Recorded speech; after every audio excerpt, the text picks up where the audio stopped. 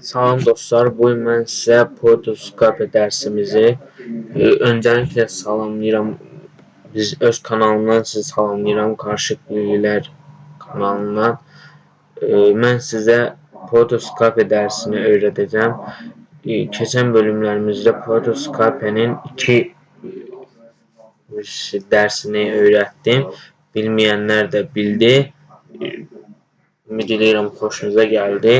Əgər video gözəldirsə abunə olmağı unutmayın. Dostlar, Potoskape çox maraqlı kanaldır. Məsələn, giririk proqramımıza. Həmişə keçən dəfəki bölümlərimizdə buradan, indi isə tam fərqli olaraq buradan işləyəcəyik. Məsəl üçün, burada biz girək, bir papka yarataq. Diqqətli baxın, papka yarataq və adım mən hərf qoyuram. Siz nə istəyirsiniz qoyun. Adın hərf qoydum papkanın. İndi hərf qoymamın səbəbini də indi özünüz anlayacaqsınız. Google-ə giririk. Google-ə girib bir axtarış veririk. Məsəl üçün, mənim adım Adildir. A-ya girdik. A hərfinə uyğun, məsəl üçün, həmişə bu şəkili götürmüşəm. Çox vaxt bu şəkillərdən olur deyə hər hərfin, ona görə bunu götürürəm. Dostlar, baxın. Gördüyünüz kimi dostlar, papka açıldı. Hərf papkasına giririk və A hərfini saxlayırıq. Və vururuq D hərfinə. Bir daha vurub D hərfini saxlayırıq. Bir daha vurub D hərfini saxlayırıq dostlar. Gördüyünüz kimi açıldı. Burada D hərfini saxlayacaq. İ hərfinə.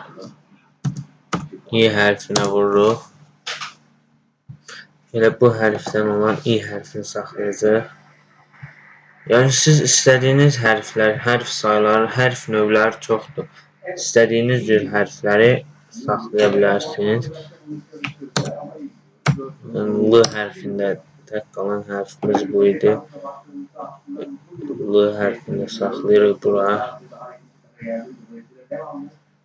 Bəli. İndi isə giririk proqramımıza. Burada ad var. Sizdə Ruscada ola bilər, Azəricədə, Türkcədə ola bilər dillər. Məndə ingiliscədir. Adda Poto edirik. İş masasında hərf bölməsindəki bu.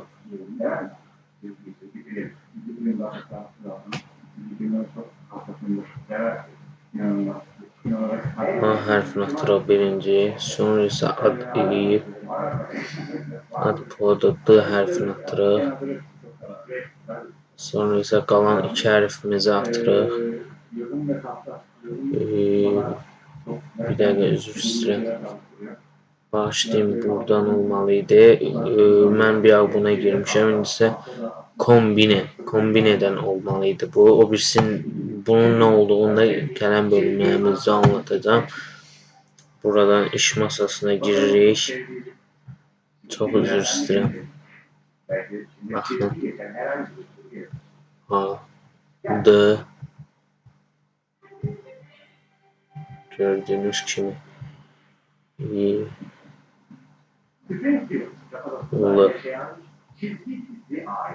Buradan biz şəklin ölçüsünü böyütürük. Buradansa bunu qalınlaşdıra bilərik. Bu əslində qalınlaşdırmır.